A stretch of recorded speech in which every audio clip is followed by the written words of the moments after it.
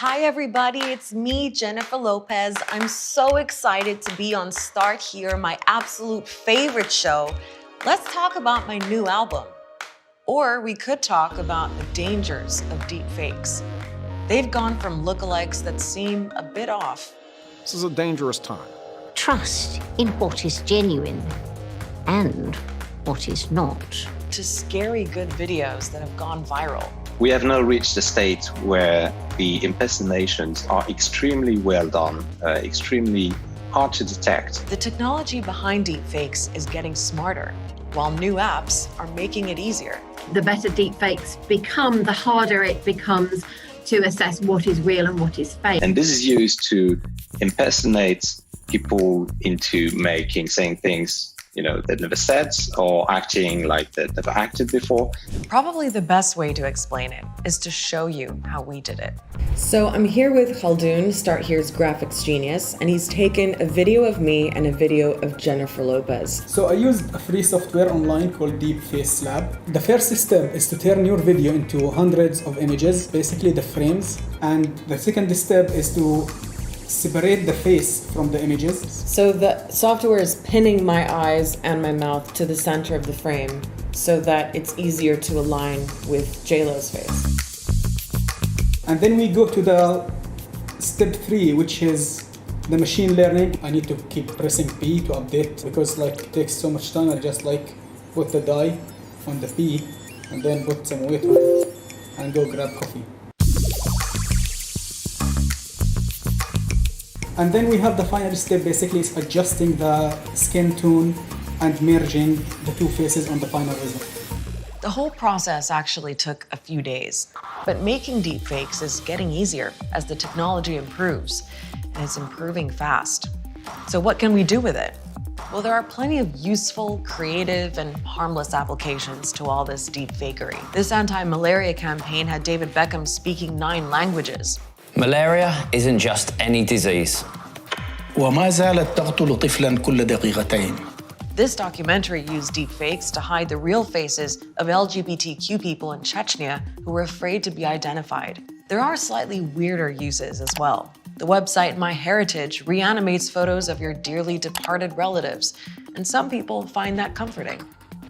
What all of those examples have in common is that they're not about trying to deceive people, and the people involved are all in on it. The problem is when deepfakes are made of people without their consent. And so often, that means women. There are people out there using pictures of celebrities and ordinary women and deepfaking them onto pornography actors. A study in the Netherlands found that a staggering 96% of the deepfakes online were non-consensual porn. It's women's bodies, identities, and rights that are being transgressed. It's humiliating, it's embarrassing, and particularly with deepfakes becoming so good, it's very difficult to convince people that that isn't you, because if it looks like you, it might as well be you. We see big impacts on people's mental health, depression, anxiety. And it goes beyond the world of porn. A mother in Pennsylvania has been accused of trying to discredit 3 of her daughter's rivals on a cheerleading squad. Her police said she made deepfakes of them naked, drinking, and smoking. Financial scammers are using deepfake technology too. In 2019, criminals used AI software to impersonate the voice of a businessman's boss on the phone. They convinced him to transfer more than $240,000 to a bogus Hungarian bank account. So the dangers of deepfakes are already real. And they're adding to a whole world of misinformation, a world where it can already be hard to know what's true and what's not, where actual facts are dismissed as false, conspiracy theories thrive, and powerful states run sophisticated disinformation campaigns. Most of the misinformation we see and most of what people get affected by is much lower tech things. Photos taken out of context, things that are simple Photoshop jobs, much simpler and cheaper ways of making misinformation go viral. Like this video of Nancy Pelosi, a senior US Democrat who was made to look drunk just by slowing down the video. It's really sad. And here's the thing. And I told this to the room. It's really sad. And here's the thing. And I told this to the room. But the power of deepfake technology takes it all to another level. In the old days, if you wanted to threaten the United States, you needed 10 aircraft carriers. and nuclear weapons and long-range missiles. Increasingly, all you need is the ability to produce a very realistic fake video. What deepfakes do is create a climate of doubt to the point where what's actually real can be mistaken as something fake. That's what happened in Gabon. Back in 2019, President Ali Bongo hadn't been seen in public for months. And when the government released this video, he didn't really look like himself. Turns out the president had suffered a stroke that changed how he looked. But some people were convinced he was dead and that the video was a deep fake. A week later, a group of soldiers attempted a coup. So how can we spot deepfakes?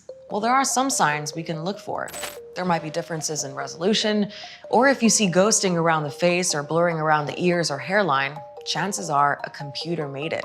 What I tell people is if something makes you feel a strong emotion, either really good or really mad, that's the time to take an extra second and check to see if it's real.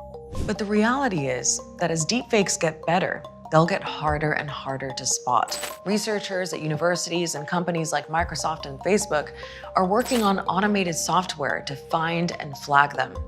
Organizations like the UN, Europol, and the FBI are all actively looking into how to counter deepfakes as a threat. We're always in this arms race of kind of a new technology exists, people start using it for bad things, and then we kind of adjust our understanding and move forward. There's nothing inherently bad about the technology, but we know the harm it can do. So what you and I can do is be more aware. Don't be fooled by the rocks that I got, or the face that I got either.